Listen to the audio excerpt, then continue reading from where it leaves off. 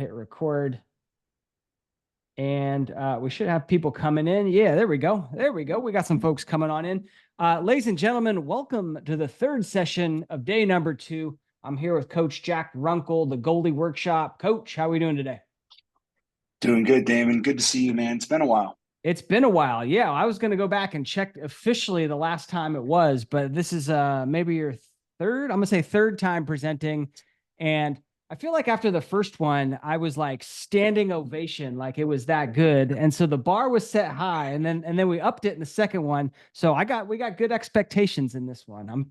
I'm excited. Definitely. Yeah. This will be a little bit different for sure. We're not going to talk a ton about goalie technique or skills and things like that. A little bit more of a different approach, I think. So I hopefully like this it. is I well. like it. Well, we are going to be talking about recruiting. As you come on in, name, age, and where you're coming in from.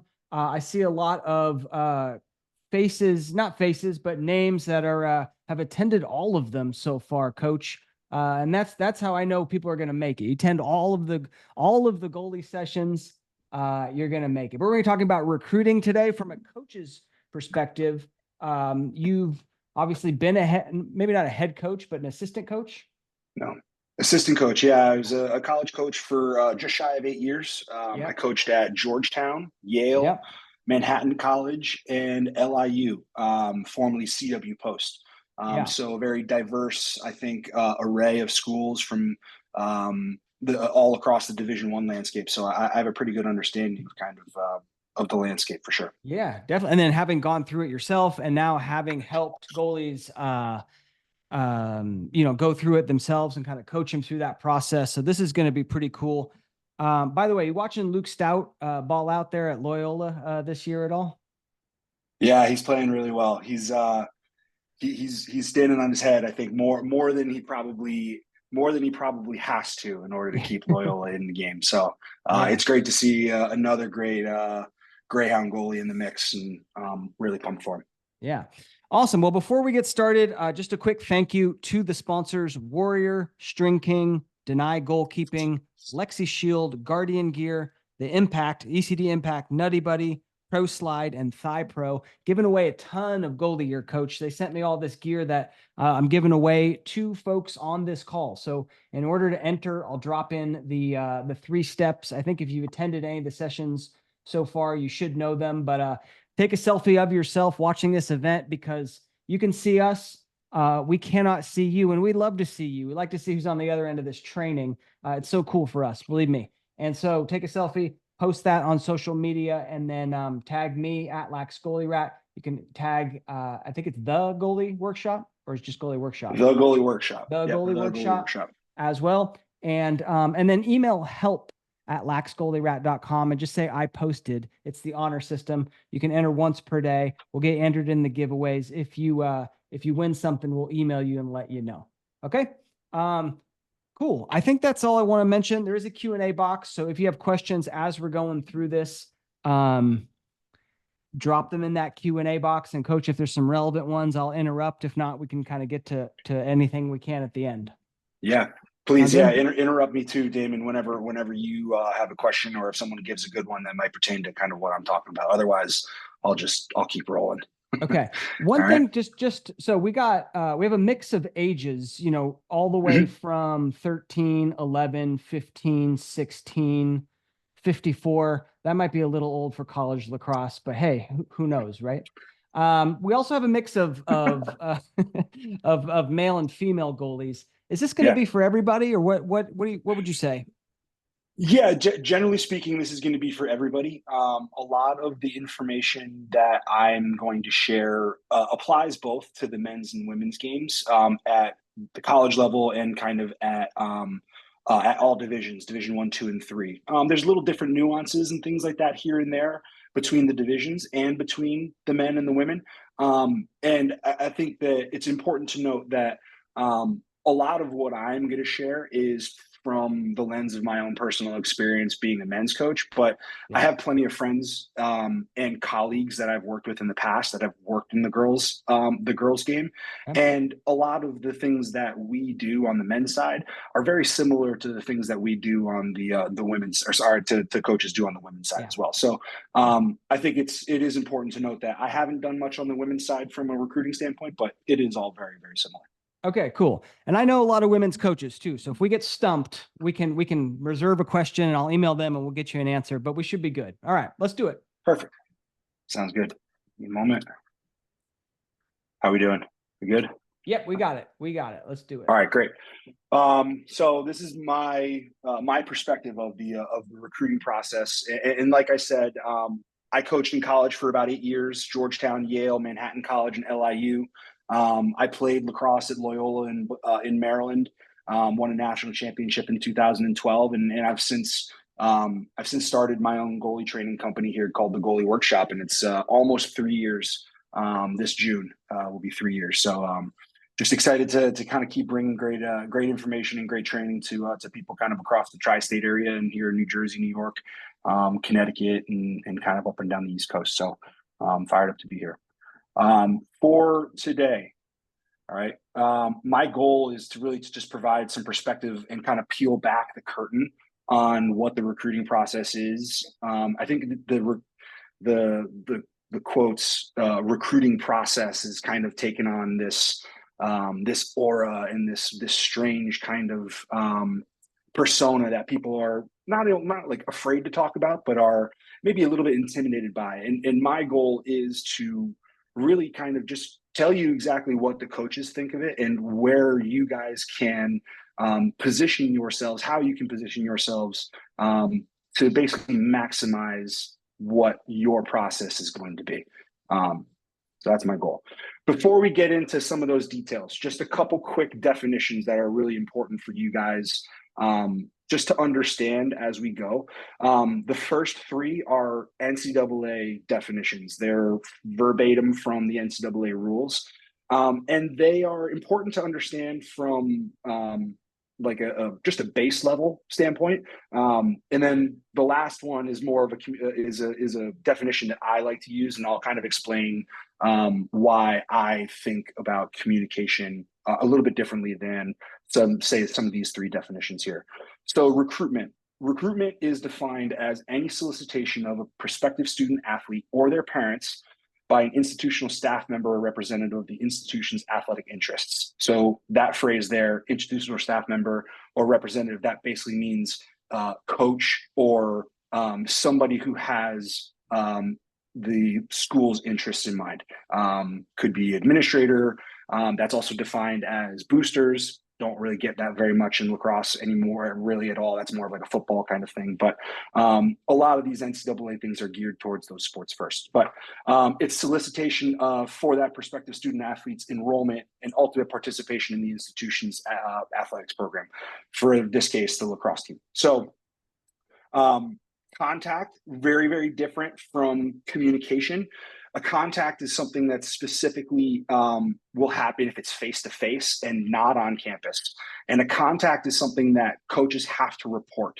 So if any of you who are listening now have gone to a tournament or a showcase or a prospect day, or not a prospect day, that actually doesn't count, a tournament or a showcase, which doesn't occur on that school's campus, those coaches have to report if they talk to you. They have to write it down and they have to report it in an NCAA portal. And it's really important that they don't hit a certain number of contacts, because you're only allowed to have a certain number.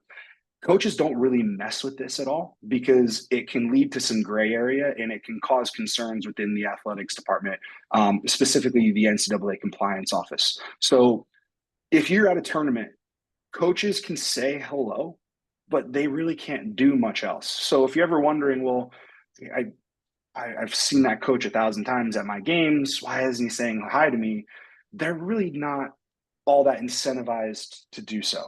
It's just going to end up giving them more headaches, where they could theoretically, after the tournament is done, communicate with you in a different way via cell phone, via email, via text, a couple other different things.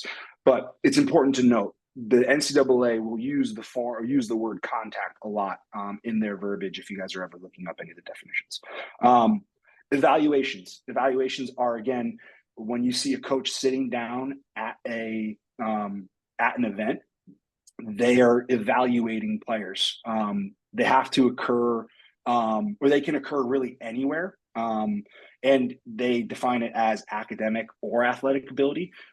There are times when coaches will go and visit schools. Happens a little bit more now in the lacrosse world, but it's much more, I think, a football, basketball type of rule there. But yeah, if you ever go to an event and you see coaches there on the sidelines, they are evaluating. Recruitment, contact, and evaluation are all governed by a specific calendar. And if you guys are ever wondering when coaches can do any of those things, just go to the NCAA website and search NCAA lacrosse recruiting calendar. And they'll give you a really good kind of idea of when coaches can recruit, when coaches can contact people, when coaches can evaluate, and then when they can't. Those are called dead periods. So if you ever go into an event and you don't see anybody there, it might be because it's a dead period. So just an important thing to think about. Last thing here, communication. And this is a little bit different than contacts. Communication for me, and this is my definition, not the NCAA's. Communication is any direct correspondence between coaches, players, and also the associates of those players, teachers, advisors, people who maybe are skills coaches. I am personally, if you want to classify what I'm an advisor or a coach of a player, right? Because I am teaching a lot of kids outside of their normal club or high school. So coaches will communicate with anybody really in your sphere. They want to talk to all of the people that are associated with you so that they can gather as much information as they can. And really communication with people other than you or your parents is not really, it's not really regulated. It's much more like if I see Damon playing goalie and I really like watching him play, I'll contact your coach if I know exactly where you went to high school and then say, all right, what's this guy all about? What's he like? And that is not something that needs to get reported. It's just me doing my due diligence. So it's important to understand those 4 definitions as we go. All right, from here, before we talk about recruiting, it's just really important to know also here, there are 2 different types of scholarship classifications in college sports. So head count sports. This is your basketballs. We're in the NCAA March Madness tournament right now. Basketball is a head count sport. So is FBS football. Think all of the bowl games, the teams that are eligible for bowl games. Those are for the men called head count sports. For the women, basketball, tennis, volleyball, and gymnastics. Basically, each sport has a number of scholarships that are basically universal to that sport that they can give per team. So I think basketball at the Division I level has 13 scholarships available, and that's blanket across every single Division I basketball school. Football, I believe, is 85. They're allowed to have 85 scholarships, and that's head count. So if you have 85 people on your roster, 85 people can have a full scholarship given. All right. Equivalency sports are basically everything else other than those sports that I mentioned there. Recruited athletes in an equivalency sport are given most often a portion of the equivalent dollar amount for a full scholarship at that school. Schools use different methods of calculating that percentage. Sometimes they use the cost of attendance, which is basically the entire cost of going to school. Some schools use the tuition, which is cost of school minus room and board. Important to just understand those numbers. And if you guys go back and you look at this again, it's just important to know those 2 definitions. Lacrosse falls in the equivalency sports kind of model there for scholarship systems. So Division I, all right, Division I lacrosse for the men, they're allowed 12.6 scholarships. And again, that's on the equivalency system. So let's say X school costs $50,000 to go for total cost of tuition. Y school costs $70,000. Everybody gets 12.6 scholarships at that dollar amount. So that's on the men's side. For the women's, it's 12. All right. Roster sizes are really I think the factor there with the difference and the discrepancy between those two numbers. The men's rosters typically are somewhere between 45 and 55. Don't quote me on those numbers, Damon. I am not positive, but they're pretty close to that. And I think the women's side is closer to like 28 to 38, 40 at the most. Not every school has 12.6 or 12 at the Division I level. Division II is 10.8, 9.9. Division III is 0. Not every school at the Division I and Division II level have the full allotment of scholarships. And that's really important to know. Most schools do. Some schools that are, they have a little bit more difficulty with athletics funding, they might not have the full allotment of scholarships. And that changes every year. Some teams get more as years go on. Some teams take away a little bit as years go on. It's really kind of up to how well is the school doing, right? And unfortunately, with COVID and kind of that whole mess a couple of years ago, that really put I think a hindrance on a lot of schools and their athletics budgets. So it's important to know that 12.6 is the max. It's not always the case. The Ivy League does not give scholarships at all. They are a fully merit-based financial aid system. They do not give athletic scholarship. They do not give any type of aid to athletes for their athletic performance. Walking on as well is very, very common. I personally, technically, was a walk-on. I was recruited to Loyola to play, but I was not given any athletic scholarship. It really it boiled down to the fact that Loyola gave me a much better academic package. I was a good student in high school and made going to Loyola actually really, really feasible. Division II, very, very similar. 10.8 for the men, 9.9 for the women. And then Division III has no scholarships at all. Division III also has the most lacrosse programs, both on the men's and women's side. And there are teams being added every year. So I can't tell you exactly the number of teams that are in Division III right now for the men's and women's, but there are a lot.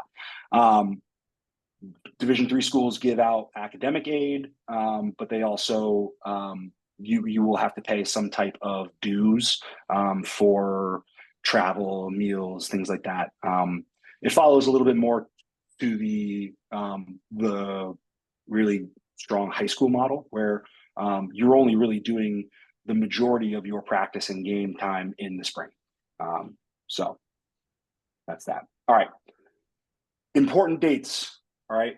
September 1st of your junior year is the first time that a coach can contact you about recruitment.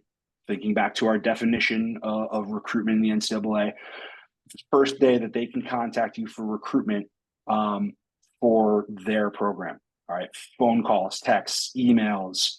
I'm sure you'll get some handwritten letters. I've known coaches who have written handwritten letters about basically nothing, just being like, "Hey man, I'm thinking about you.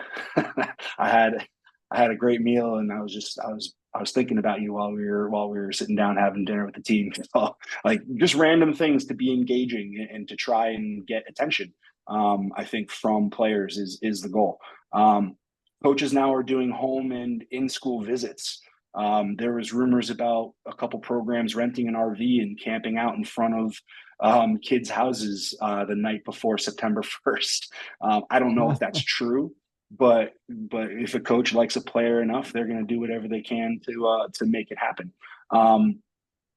It's important to know September 1st is day one, and it's always the day that the media really celebrates with the start of recruiting. Everyone talks about it. And it's kind of become sensationalized a little bit. I would probably say that most players, their process won't start. They won't hear from a coach until maybe late September, early October, or through all the way through January.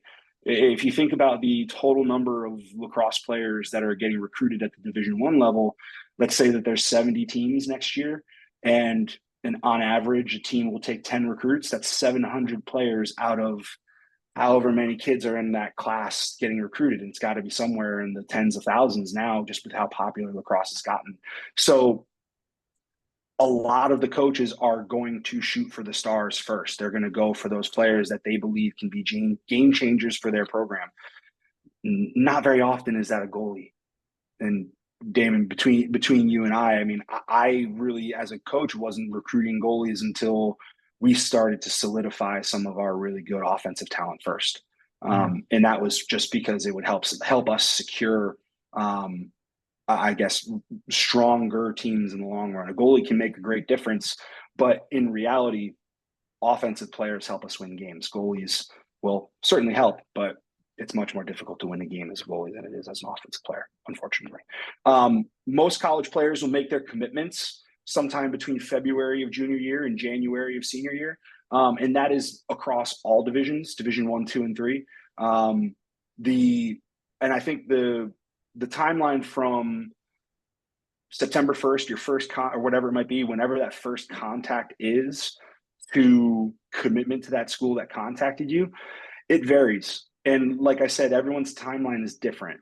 Some schools, for example, coaches' timelines are different, even more so, where they'll take different amounts of time with different players. For me as a goalie coach, my job was to find a guy that I think that I could help improve, but who also would be a difference maker for our program. And that person also had to be a good person and check all the boxes of all the other things that we believed from a cultural standpoint in our team.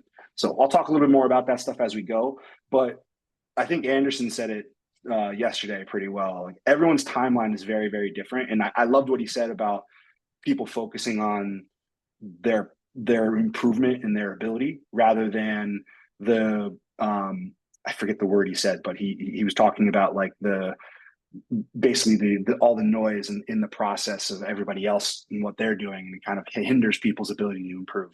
And I love that just from Anderson Moore yesterday. He was talking about like, how do I get, someone asked, how do I get attention? How do I get like some eyes on me? And like the answer was like, work on your game. Was kind of, and kind of that attention will come. Exactly. So, yeah. And that's the case, I think, for timelines. Some people's timelines will take a little bit longer. Some people's timelines will be pretty quick. So it's really, it's anybody's guess of how long it might take. All right. So after the first contact, coach's goal is to start to get more information. And once that information academically, right, like they're the type of person they are, once all those boxes are checked, we'll start to try to invite guys to come to visit. All right. We want to learn who you are in person.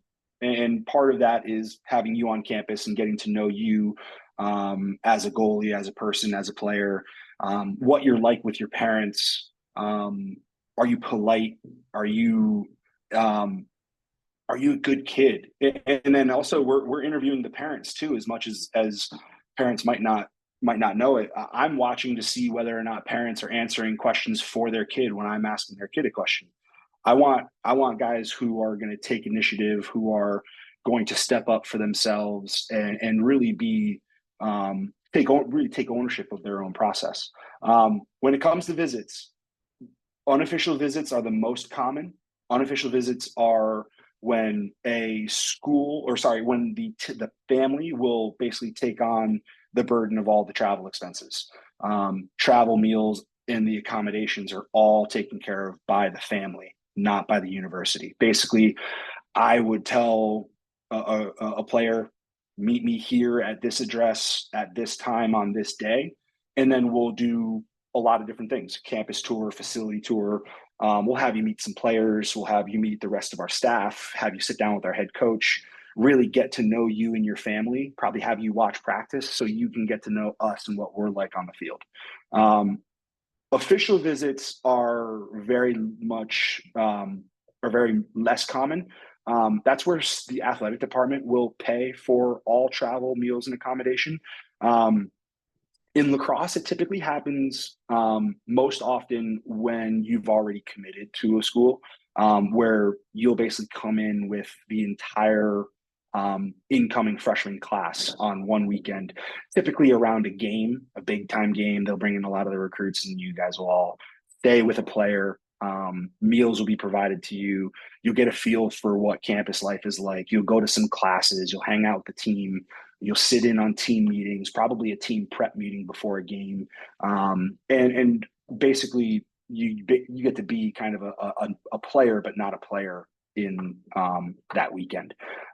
Sometimes coaches will accommodate difficult travel, typically for international players. We would accommodate that, or players from much farther away. I've organized travel for kids from San Diego to New Haven, Connecticut, all the way from Vancouver to Long Island, New York. So it kind of runs the gamut, and coaches can do that if they're serious enough about that player's ability and want them to be a part of their program enough. So much less common, but they still happen. All right. So go ahead, Damon. Quick question on the visits. If you just back up a second. So it sounds like official visits, like one is probably what you're looking at max number of visits. I guess unofficial visits, probably also one per school, but those are more common. Like the question was, is there a limit on the amount of visits on both the player and the school standpoint? For an unofficial visit, there's not a limit. For official visits, players are allowed to take 5 official visits total. Okay. Official visits, like I said, spread across 5 different schools. Yeah, and that's more, honestly, that's more of a football rule, more of a football basketball rule. Those head count sports, where football is a weird recruiting model where coaches will offer players before they've even met. If you're a 5-star quarterback, you'll get offers from everywhere, which basically is like a coach's foot in the door. And then they'll invite you to come on an official visit during their official visit weekend. And you're only allowed to take 5 of those official visits. Okay. Lacrosse doesn't really work that way. Yeah. There's really just, honestly, there's not enough funding for most lacrosse programs to utilize official visit weekends for players that aren't already committed to your school. Okay. So unofficial visits are very much more common, because I can have a player come and visit with me. Let's say, for instance, and this is very common, our team might not be practicing on a Sunday, but that might be the only day with a player's football schedule that they can come and visit my school. So I personally will go in, have a kid come for an official visit. He'll take a campus tour. We'll show him the facilities. Maybe he meets a player or two if they're around on a Sunday, which is typically an off day. He might meet some of the other staff. Maybe some of the other staff are out recruiting, and there really won't be a practice. So sometimes I'll have a kid come on an unofficial visit, get him in the door, start the conversation, and then I'll invite him back once his football season ends for an unofficial visit again, to watch practice, meet more of the staff, have more conversations, and really just build the relationship that way. It's really the recruiting process is relationship building from a coach's perspective. Yeah. How can we best get to know you as a player, as well as you as a person, and as well as your family, right? Because we want to get to know what is going to be coming into our locker room. Are you going to be a positive contributing member in our locker room, or is it something that would end up hurting us in the long run? So that's the reason why we try to check all those boxes. So after we've checked all those boxes, then if we all feel really great about it as a staff, offers will start to come. All right. And again, like I said, different timelines. There's no real set timeline. Could be as quick as a couple days, could be as quick as or as slow as a couple months. It's really all about just building the relationship. An offer in lacrosse is almost always going to be communicated verbally to the player and their parents. All right. And primarily because communicating an offer number in dollars and cents to a 16 or 17-year-old kid is not always a great recipe for success. No offense to my high school juniors out there, but we need parents involved as well, because the parents are going to be the ones primarily who are helping to pay part of the other portion of that scholarship if we're only giving a portion of that equivalency. You'll never get an offer in writing unless it's national letter of intent, which that'll happen later on. And that comes with commitments and things like that. Once you've committed to a school, you've accepted an offer. Typically, it's a phone conversation. Hey, coach, really excited about this opportunity. I accept the offer. I'm very, very excited to be a member of your team. Can't wait. And that kind of, we end up staying in touch a bunch, but that kind of really ends the courtship process that kind of happens with the recruiting side. We'll continue to communicate. We'll follow up and watch a lot of your games. But come senior year of your fall of your senior year, you'll get what's called a national letter of intent. It is a formal offer letter that is legally binding, that states the actual dollar amount that you'll be receiving from the university to attend that school. I don't know what the process is about backing out of it. I don't think you're really allowed to without penalty from the NCAA. It's happened before, but I really don't know the process. It's never really happened to me, so I can't really speak to it. So to me, it's always been communicated as a legally binding contract where you have to like basically honor that dollar amount. Once that letter is signed, that is an official commitment where you're stating that's where I'm going to be going to school next year. Typically, the admissions process and things like that will iron itself out with if you're getting a national letter of intent and they have it in front of you, there's really no question about whether or not you're going to get into school or not. Admissions is typically ironed out by the admissions department and the school. Most schools have great, most coaches and admissions departments have really great relationships between the admissions department and themselves. So there's a process that most schools follow in order to recommend their players so that they end up gaining admission to the school without really any issue. Can I ask a question on that one, Coach? Yeah, please. Yeah, if you go back. So when you get that phone call, you the offer, right? It's a phone call to the player, and you let them know, hey, we're giving you an offer, and you tell them, like, it's going to be a half scholarship or a quarter scholarship, something like that, to that extent. Do they have to accept it like right then and there, or is it okay if they say, cool, thank you, I'll think about it and let you know? Absolutely not. They do not have to accept it right then and there. Different coaches have different methods. Sometimes it's a phone call. Sometimes it's in person when you come on an unofficial visit. If we like you guys enough, sometimes the coaches will kind of give like a left-handed handshake when they're kind of meeting together with everybody to signify that, hey, we really like this kid. Let's proceed with the offer that we had in mind. If coaches are that organized and they're that prepared, a lot of times they'll kind of give each other the eyes and say, like, yeah, we really like this guy. Let's move forward. I think our evaluation is pretty strong. Whether it's over the phone or in person, coaches do not expect you to make a decision right then and there at the drop of a hat. It's unrealistic. And it's something that I have not really ever heard of. I can't say that it's never happened before because coaches are cutthroat and they want to win. But I have to say that I've never really heard of it happening before. Sometimes coaches will give a timeline though. And it's important to note that the timeline, although a coach might say that you have to make a decision in this amount of time, sometimes it's a week, sometimes it's 2 weeks, sometimes it's a month. Sometimes coaches don't give a timeline. They're confident enough that they built a great relationship and that they don't need to have a timeline in order to get a commitment. But coaches also need to protect the asset that they're giving out as well. And that asset being the scholarship dollars that they no longer can offer to somebody else. So it stinks sometimes when you're given an offer that has a timeline on it, and you also have some other coaches that are calling that want to talk to you, that want to have you come visit.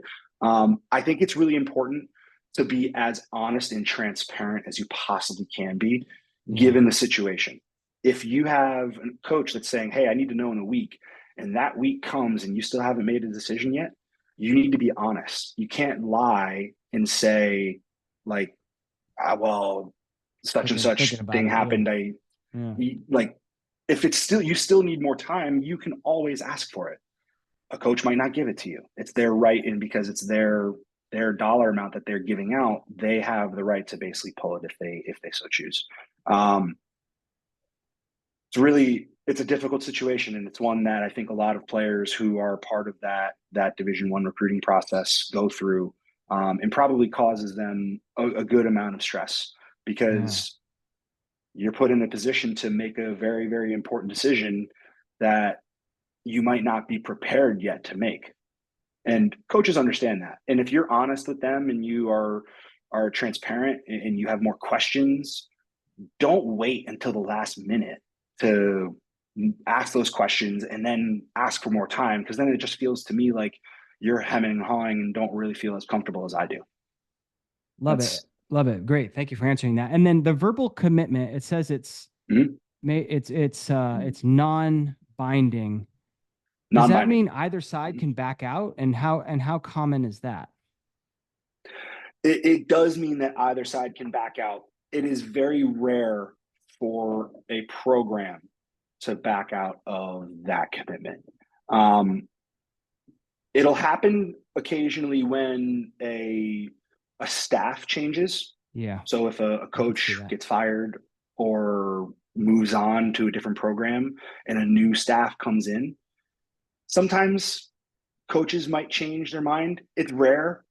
Um, Other times that it could happen would be disciplinary issues that occur prior to arriving to school. That's probably the most common Mhm. occurrence of coaches withdrawing an offer or withdrawing a verbal commitment, because it just doesn't. The school might say, "Hey, listen, you can't have that kid who is committed to come here on this campus." Yep. So unfortunate, but it's a reality for sure. Once a national letter of intent has been signed, I believe they still have, like, I think if there's like criminal activity, I believe that they can back out, but that's not something I think we really need to dive into. Yeah. Um, so academic success and kind of how it's all tied to scholarships. Your scholarship potential absolutely can be related to your academic success. Um, if you're a great student, you're going to get potentially more academic scholarship money than athletic scholarship money. It's a reality. That was my reality at Loyola. Loyola couldn't offer me very much athletic scholarship at all, but I was a good enough student that I actually got a lot more academic financial aid. Um, so it made more sense for me to utilize the academic side. Some schools can stack both together. It's called stacking, where you can take an athletic scholarship and you can take the academic portion that they qualify, and you can mush it together and make this massive, incredible scholarship that could potentially really help you make your decision to go to that school. Some schools can stack, some schools cannot. All right, it's up to the admissions department of the university, and it changes relatively frequently. Sometimes schools can do it, like 1 year you can do it, 1 year you can't. Some schools allow like only a couple kids per recruiting class to stack both financial aid, academic financial aid, and scholarship money. And a lot of times it works to the school's advantage. Like if you think about, or to the lacrosse program's advantage, if you think about a program that has 45 players, you only have 12.6 scholarships. But if you bring in a ton of great students and you can stack that financial aid and the athletic aid together, you can actually increase the amount of kids that are on relatively close to full scholarship pretty quickly if you get a lot of great students.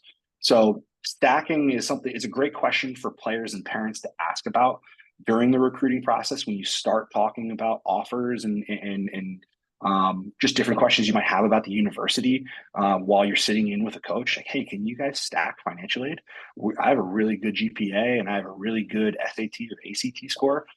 Would that be able? Is that a possibility? It's a great thing to ask when you guys are having those conversations. It's also important to note too about the Ivy League.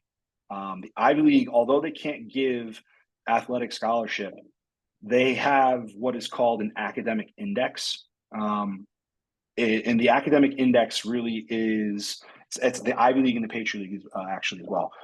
The academic index is basically a score that the admissions department for athletes, they'll give each athlete a score basically out of 240 points. So let's say, Coach Damon, you have a perfect GPA, you're number one rank in your class. Yep. You have a perfect SAT score, and you go to a really, really strong high school, a high school that has a lot of people who go to Ivy League schools from that high school. Yep. You will be very close to a 240 on the academic index.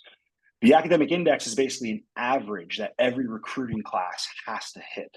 So let's, for example, say that Jack Runkel School of Goaltending is an Ivy League school, and they have an academic index of 204 points. That means all of the recruited players that are coming in that year have to average out their academic index at 204 or better.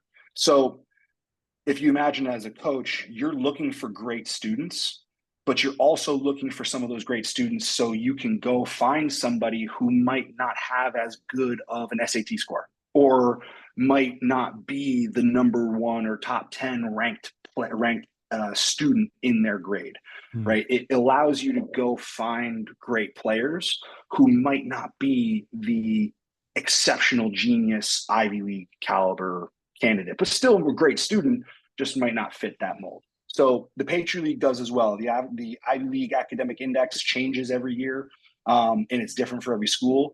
The Patriot League is probably just one rung below that.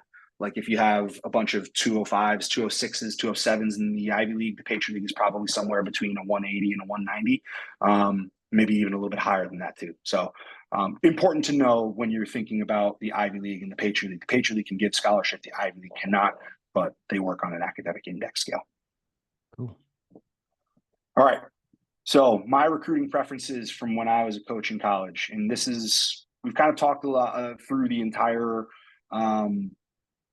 the entire meat and bones of what coaches really do in the recruiting process.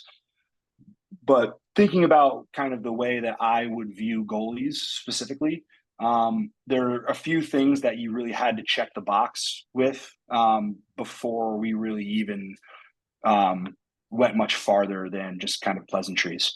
When I'm sitting on the sideline and watching a goalie, I'm looking for ball control and ball tracking, body control and ball tracking.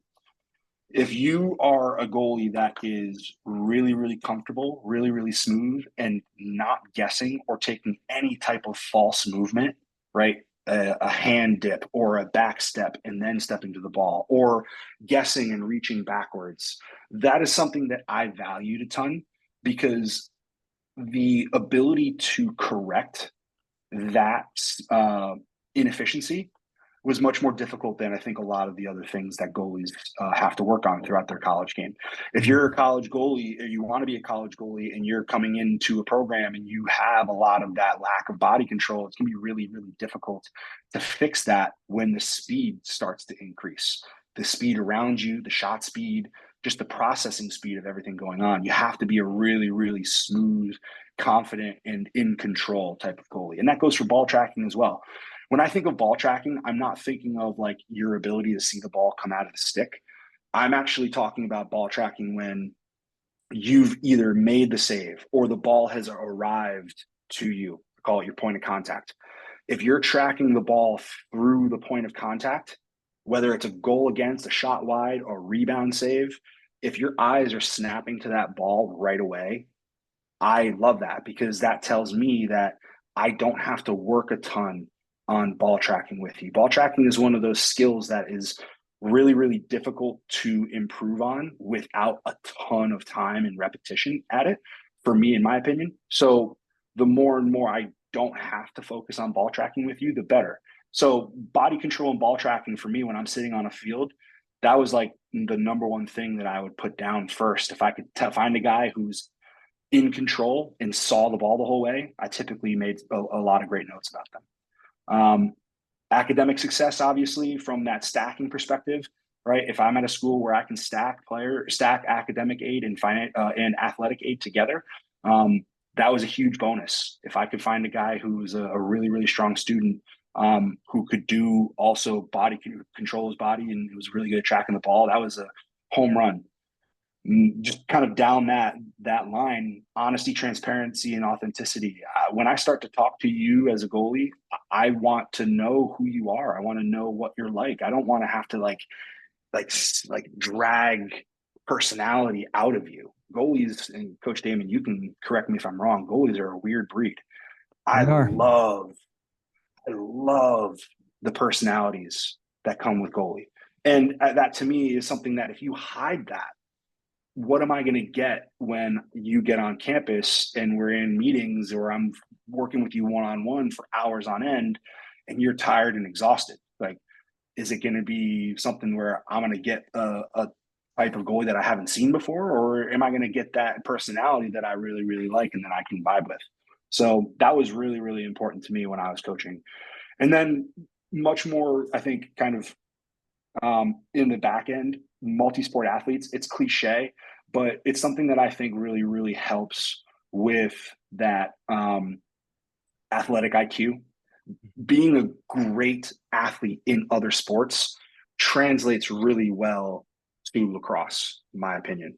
Basketball players, hockey players, soccer players, football players, all of those things that you learn athletically in those other sports, I think are really, really great foundations for great college athletes. So, and I know it's a really difficult thing nowadays with the specialization of players and all those things, but it's really, really important, I think, to try and excel at as many sports as you possibly can, because you'll reap the benefits with just so much athletic development so quickly. Cool. All right, getting seen. And I think this is probably, it's the most important thing that I think that you guys as goalies need to be aware of. And I think there's a lot of different methods to getting seen, right? Based on what is available, the resources around you, the feasibility to getting to some of those places where college coaches are going to be. Obviously a very difficult task. It's expensive for parents, but if it's something that you're really, really serious about, it's something that you guys really need to plan for. High school lacrosse, number one, you have to try to play at the highest level of your school's program as you possibly can. If that means you're a backup on the varsity team, fine. If it means that you're going to be the starter on your varsity team as a ninth grader, great. You need to strive to be the best version of yourself as a goalie as you possibly can be. And I think Anderson Moore said that well yesterday, just talking about his process in improving and becoming a better goalie as his freshman year being his COVID year. Like, that is a great time for him to just start to improve a ton. And I think that at the high school level, you need to start improving as quickly as you possibly can be. Club lacrosse, if you have access to the private lacrosse environment, realm, sphere, whatever you want to call it, try your best to do to play at the highest level you possibly can. Obviously, coaches are going to go to as many tournaments as they can. They're going to go to tournaments where they think the best teams are going to be more often than not. We would go to tournaments, though, that people haven't even heard of, just because we thought that if we can gain a competitive advantage and we're the only team at a tournament, that we'd be able to find maybe that diamond in the rough. So regardless of whatever level it is you're playing at, make sure that your club is going to tournaments that will have college coaches there and involved. Showcases sometimes are completely separate of tournaments. Sometimes showcases are tied into tournaments. I don't think that there is any right or wrong answer to how many showcases you should go to. But I think the best way to describe it is whatever is feasible. If you're playing in 4 tournaments to start off, I wouldn't go to more than 2 showcases the rest of the summer, maybe 3, maybe 2 in a camp, to work on some development as a goalie, because you're going to start to really stack up your summer and really not have any time to make improvements, to go out and to really work on some of the things that you might be struggling with, not only in your club team practices, but on your own as well. It's really important to just have a balanced schedule. Going to as many things as you possibly can can have diminishing returns. If you're going to a ton of stuff, you can burn yourself out really quickly. And I am going to see, as a coach, my goal is to have multiple touch points on a goalie or on a player, no matter what. If I'm going to a tournament and I see a goalie play once, that is not enough for most head coaches to hear from an assistant and say, hey, you really like this kid. How many times do you see him? Well, I saw him play in a half at this one tournament on Long Island. He's going to tell me right to my face, go see him 3 more times. Yeah. Go validate it. Go get more touch points. Coaches will go to a lot of events and will sit on a lot of different sidelines. And if they see somebody they like, they're going to make a point to go see that person again. Right? You might see them on the same sideline as you. It might mean because they like you. It might mean because they just want to keep watching a lot of the good teams play. It's really kind of up to whatever the coaches are feeling and what they want to do. When it comes to prospect days are interesting.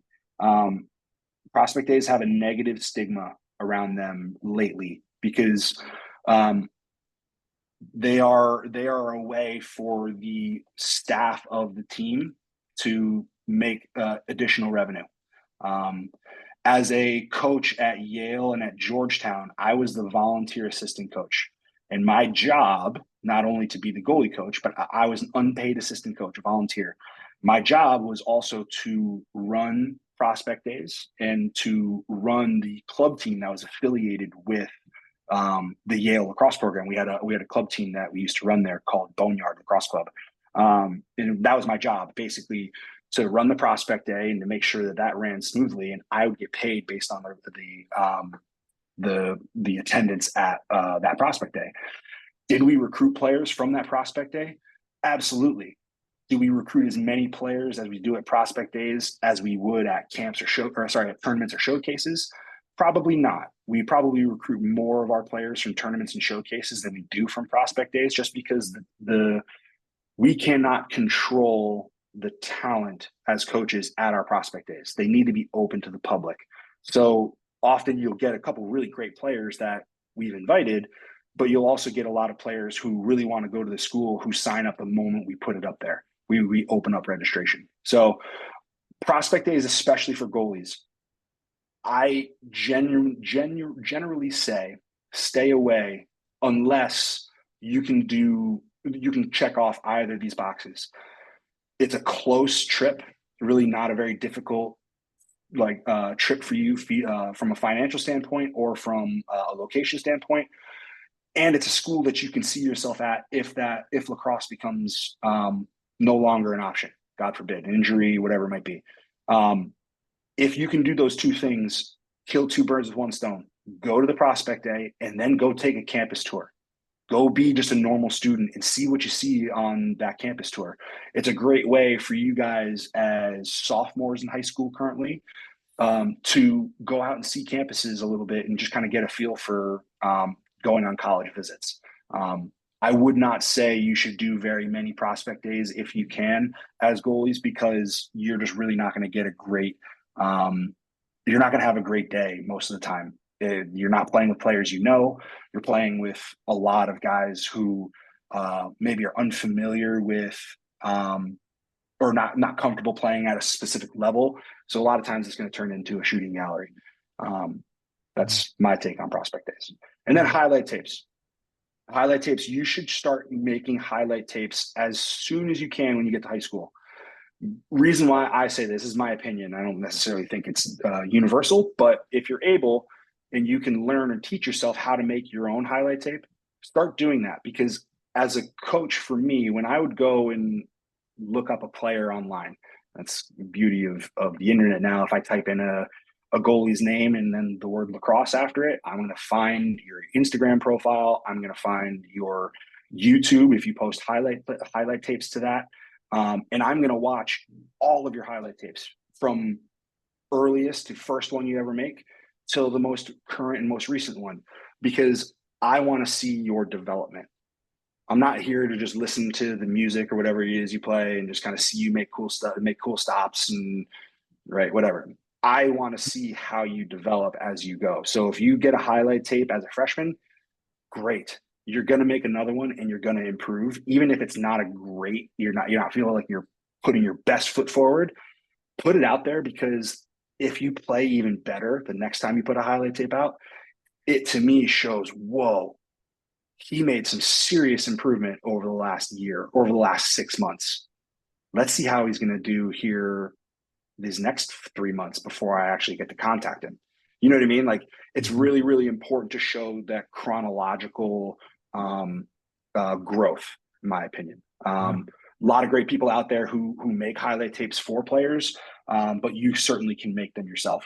You can find basically anything on YouTube nowadays in terms of tutorials and things like that. Other factors to consider, and this kind of goes along the showcase and tournament recruiting line. When you guys are going to events or showcases, ask who is going to be at the event. Not only like what school, but what coach from that school. See if they'll send it to you. Sometimes they won't, maybe they will. It's important to know who is going to be there, because the volunteer assistant coach cannot recruit.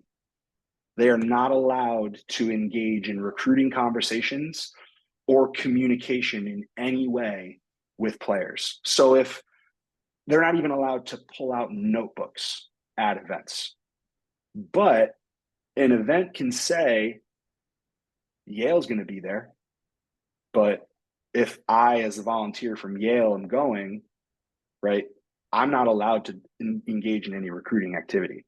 And that's not necessarily to say like get mad at the coaches or get mad at the school. The events profit off of schools that attend, and I think the excitement that a player might feel to say, oh man, Yale's going to be there. You know what I mean? You have to really do some due diligence when it comes to showcases and things like that, where if an event says that a certain number of schools are going to be there, ask which coaches. Is it their head coaches, or is it their first or second assistant, right? Or is it going to be their volunteer or their director of ops? Because those two, the volunteer and the director of ops, are not allowed to engage really in any recruiting activity at all. They can't evaluate and they cannot communicate. So important little tidbit of information there for you guys as you continue to go. And then last thing, as it pertains to kind of your communication, what you can do, right? Emails are your best bet when it comes to reaching out to coaches. Your subject line is probably the most important thing that you can put you can do in the entire email. If you're writing an email that is a page and a half long, I'm not reading it. I'm sorry. I don't have the time. I physically cannot read every single email that I get.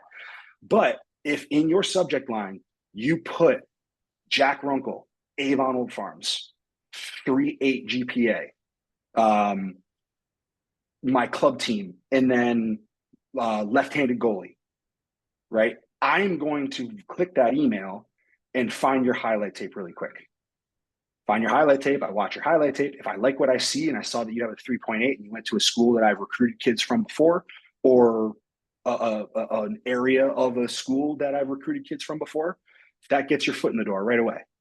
Include your schedule, include all of the events that you're going to be going to, and just make sure that you're accessible. Include coaches' contacts, include your phone number, your email, right? Your whatever it might be, however a coach could access you.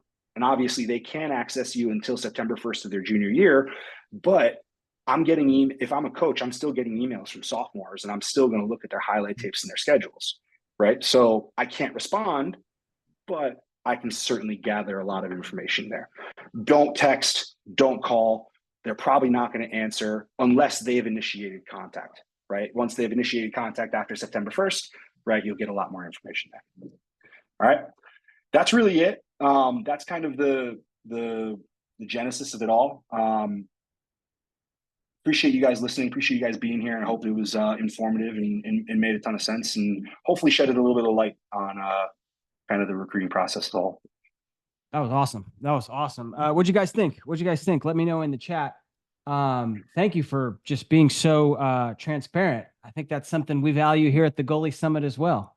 A lot of cool stuff. Yeah, a lot of cool stuff that I've never heard before. And so I think that was I thought that was great. Very helpful stuff. We're right at time, but we got a lot of questions. Can we hang out for like another, I don't know, 5-10 minutes or so, answer a few questions? Yeah, I can do 5-10 minutes. Okay, cool. Maddie wanted to know, so she's a junior. She says, for reference, I'm a junior, 2025. I have an IWLCA account, which I think is more specific to the women's side. But she said, recently I've had multiple teams check me out, watch my video time and time again, 4 to 6 times. Yet when I reach out to the coaches, they don't respond to my emails or show any interest. Some coaches continue to look at me even after I've emailed them, but again, never communicate. I'm wondering why they would take the time, but never reciprocate communication. Any insight? It might be the case that they like you, but they are, a lot of coaches work on depth charts. So if you are number 3, maybe even number 2 on their list of goalies, they're going to watch you a lot and they're going to validate all the things that they see. They're not going to reach out until they're able to, until they feel like they're in a position where reaching out won't put them in a bind. Say the goalie that they've been talking to is showing interest or reciprocating that same interest. So a lot of times what happens is coaches will take the time to do all of their homework and then start the conversation once all of those other ducks are in a row. So in this case, it might be that they have one other goalie that they are talking to currently or in front of you. And if something happens where that doesn't work out, you might be next on the list. They're just doing all of their due diligence right now so that they can make sure that once they get the green light from their head coach, it's game on. It's go. Yeah. And I just thought of something. I mean, so she's a junior. They can't officially contact her until September 1st. Yeah. So if she's already a junior, again, we are in March right now of junior year. The recruiting process for a lot of schools for goalies has not been finished yet. Mm-hmm. So I many times during my time at Manhattan and at LIU, we didn't get a goalie until summer going into their senior year. But that's primarily because we wanted to take our time, find somebody that other people didn't know about as well. And cool. Go that way. Different coaches have different strategies. Yeah, I love it.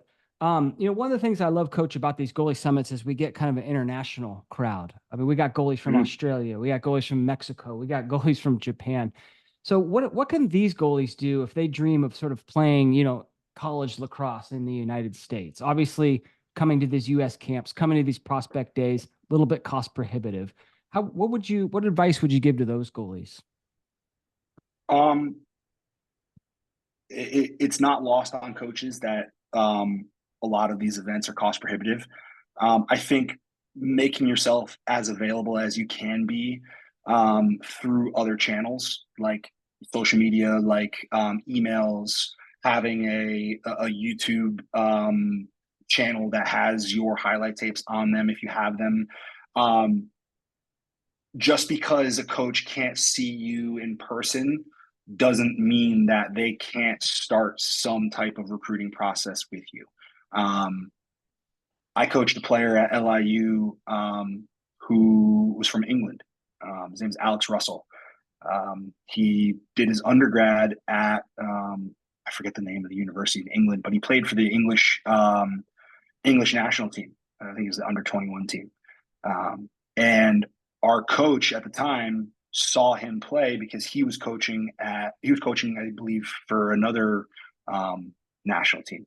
I forget the other national team he was coaching for, but they played against each other. He saw him play and he went up and just was talking to him afterwards. He's already, I think he was like 22 years old at the time, but he was able to come in to LIU and get 3 years of eligibility there and play, just because he tried to play at the highest level he could that was available to him, which he ended up getting into that I think it was the U21 team for England, and that landed him a spot on a college roster. I think that's the best. I think that's the best way to go. That reminds me of the story. I had Will Baxter on my podcast, and he played for Team England, and got international tournaments, kind of made a name for himself, and then colleges then recruited him to play based on that. So I think that might be the best bet. Yeah. So coaches will travel. They will travel. Typically, they'll travel to Canada. So if Canadian I'd go to Australia. I'd go to Australia. I believe it or not, I have had conversations with lacrosse players from Australia, recruiting conversations. I've started them, and we've gone down that road. It's just a much more difficult task to get a player comfortable with coming all the way over here to whatever school you're at, and basically making that commitment to travel halfway around the world. The women from Australia, the women's players from Australia, have a really great pipeline to Loyola. Actually, Jen Adams is a fantastic Australian lacrosse player, and she's recruited a ton of players from Australia. So that's another really good point. So much of recruiting reminds me of like finding a job and like using your network. So what Australian coaches do you know that you can kind of like create this relationship with, just to use the Australian exactly. And who do they know? You know what I mean? You're two connections or two degrees of separation away from most college lacrosse coaches. Most. I wouldn't want to say all. If you play if you're playing at the highest level you can possibly play at the international level, typically you're 1 to 2 connections away from somebody who has influence in the college lacrosse world. Love it. Rory Sanders is here. Did you see the story about Rory Pops, coach? I did not. 45, maybe 45, 46, and walked on and played MCLA club ball, not having played goalie whatsoever. But the team needed a goalie, awesome. and he played. It is awesome. Anyway, he says he kind of wants to know about, do you see offers to the college students at other colleges? Like what's the transparency? Do you know like who's getting offers from other at other schools? And then on the flip side, if I'm a goalie, how do I know like which schools are then still looking at goalies? It's a great question. A lot of nuance there. When it comes to college coaches knowing who is offering a player that I am also offering, I don't know typically. Sometimes I can guess. Sometimes I can, if I have a really good relationship with somebody who's in that goalie's camp, I can gather that information. But I would hope that player would be honest enough with me to let me know that he's gotten another offer. And I actually think in some instances, it's really, really beneficial for the goalie who's getting offers from other places to let them know, that coach that you're talking to, hey, I've got an offer from this school. This is what they're offering me. They're saying that I have to make a decision in 2 weeks. Right. And then kind of put it into that coach's court, because you don't want to think of it like you're trying to play hardball, but you also want to give that coach the benefit of the doubt to make a decision, right? Like if that school that you received an offer from is making an offer that we cannot match, we're going to let you know that too, because we don't want to leave you hanging or lead you on, or certainly lie to you and say that we could potentially make something work, but we don't know. Coaches don't really work that way, and it's certainly not a recipe for success and longevity in college lacrosse. So from a coach's standpoint, I would hope that there's transparency there. Otherwise, I'm going to find out elsewhere. I'm going to do my due diligence to make sure. The other side of it too, with players knowing what other programs are offering, have offered goalies or have gotten goalies. Social media has helped a ton with kind of being transparent in that regard. Coaches will be honest in the recruiting process to let them know where they stand in their depth chart of recruiting. If I'm recruiting a goalie and you're second on my list, I'm going to let you know that, hey, I have another player that we really like. If I've already offered that player, I'm going to let you know, hey, I've offered a goalie already. Most of the time. I mean, there's no reason why I wouldn't, because me leading you on is just going to create a poor relationship in the long run. So that, I think, is kind of it's one of those things that might seem a little bit like kind of wonky, but coaches are going to be honest and expect and hope for honesty in return. Love it. Well, Coach, thank you so much for all the awesome info. I hope you guys enjoyed that as much as I did. There's tons of questions left, but if you really want to get it answered and we didn't get to it, shoot me an email, Damon@LaxGoalieRat, and we'll see if we can get you taken care of. Coach, always a pleasure. And there's your contact information, the Goalie Workshop @the Goalie Workshop. Talk a little bit about your camps and your training, if you could. Yeah, so we are located in the tri-state area here around New York City. We do weekly training in the summer, fall, and winter, all up and down New Jersey, and then also into Westchester, New York as well, and a little bit into Fairfield County as well. We provide weekly training to goalies of all ages, both boys and girls. We've started to bring in more girls now. I have a coach who's working with me who's training girls exclusively. So starting to provide more training there. And then we have 2 summer camps coming up this summer, July 22nd and 23rd for girls at Capelli Sports Complex in Tinton Falls, New Jersey. And then the 24th and 25th of July for boys in high school and college. We're working on a middle school camp as well for the boys, but that's still coming here. So excited and fired up for this summer. I love it. And where should people go to get that info? At just the website, thegoalieworkshop.com? Yeah, the website, goalieworkshop.com, and then our Instagram as well. We'll be posting updates and things like that. If you go to our website as well, you can join our mailing list on our website. There'll be a banner that pops up there if you're not already a member of our mailing list. Highly recommend that. Highly recommend that. If you're in the area, if you're of the age. If I had a middle school son and we lived in New Jersey, he would be at that camp. I'll tell you that much. Coach, thank you so much. I appreciate it, man. Talk to you soon. And everyone else will be back in about 45 minutes with a final session of the night. Take care.